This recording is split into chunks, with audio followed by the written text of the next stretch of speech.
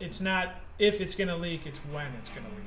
That a lot of people miss, and I'm talking about a major leak. When you pressure test this thing, the coolant is just pissing out the bottom. You'll know. It's leaking pretty bad. Today we're going over what you should be doing when you go to a BMW dealership and what you should tell the advisors for the technician to inspect, or if you go to an outside shop, what they should be looking at so you can catch it before it becomes a major issue.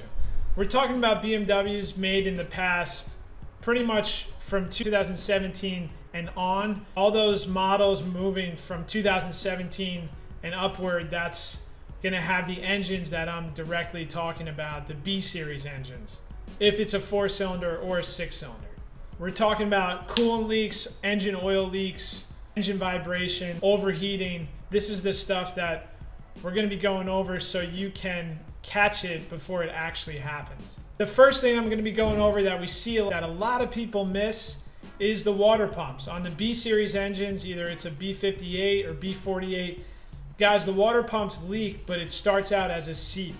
You can see all the crusty coolant coming out of the water pump, and it's usually from this little switchover valve. That's plastic. The coolant just seeps past the plastic and leaks out. 9 times out of 10, it's leaking from there or from... Motherfucker. 9 times out of 10, it's leaking from there, or you can inspect the bottom where the pulley goes into. And here's some examples of what they look like. You know, you have a minor seep there. This one's starting to get worse. See, it just leaks down the whole water pump here. Gets all that crusty coolant on it.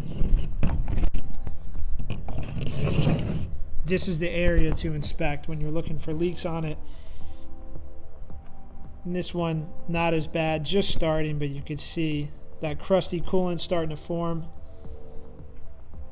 You can see this from up top when you look at it at the right angle.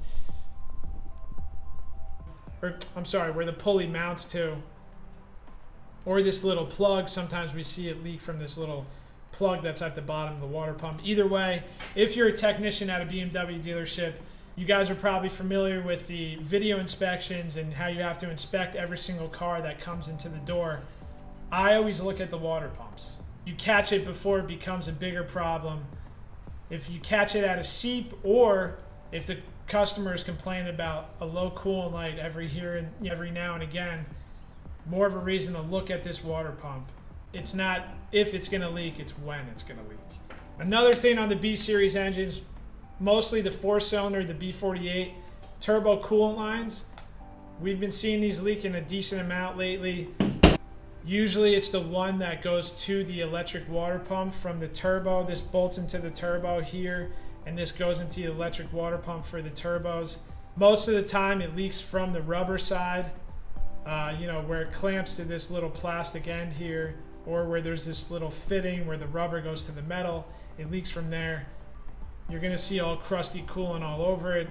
That's a spot to look when you're inspecting them. And where it bolts to the turbo, these little O-rings, they sometimes leak or wear out, but you'll see coolant around the turbo, just dried up coolant.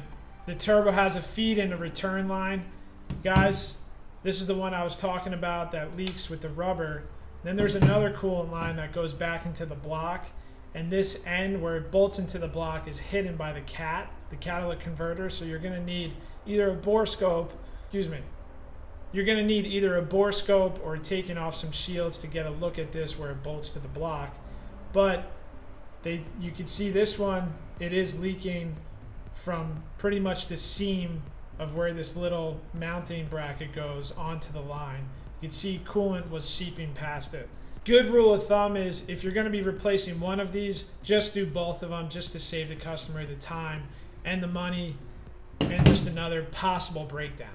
Next thing up that we have, guys, this oil filter housing. We've been seeing a bunch of these leaking, cracking, leaking oil, leaking coolant, and I'm talking about a major leak. When you pressure test this thing, the coolant is just pissing out the bottom. You'll know. It's leaking pretty bad. Sometimes people mistake it for the heat management module. I have another video on that. But the main thing that we're seeing with these that's failing is you can see right here, the plastic actually cracks and then it breaks open the gasket that's in there. You can see this plastic is just completely shot. Over time, the heat, they just crack and wear out, and it could mix coolant with the oil. Most of the time, it's just a major coolant leak. Keep in mind, that's definitely something to keep in mind when you have a major coolant leak. Definitely inspect the oil filter housing. It is a pretty decent sized job. Next thing we have is the heat management modules. I do have another video on this. You can check it out in the description below. But guys, what we're seeing most of the time, these things have coolant leaks from somewhere on the housing. You'll pressure test it. This one, you can see it was cracked here just from a seam on the housing, but either it's leaking coolant or sometimes they set a check engine light for the one-way. There's a couple valves in here. There's one shutoff valve and there's a motor in here. Either one of those can cause the check engine light to come on, and you'd have to replace this. Another decent sized job. And the next thing we're seeing a lot of is these motor mounts. On the transverse 4-cylinder engines, these motor mounts are just failing left and right. They crack in the middle here. They crack on the right upper engine mount, the passenger side upper engine mount. That's the one that's going to be cracked and failing most of the time. When you replace this engine mount, you always want to do it with the little dog bone mount, we call it. It's mounted on the bottom side of the car, more so on the passenger side as well. But since this one's cracked, it puts more strain on the bottom one, starts to have play. Just replace them both. If you guys want to see DIY videos on all the things I just described in this video, make sure to subscribe. I'll see you next time.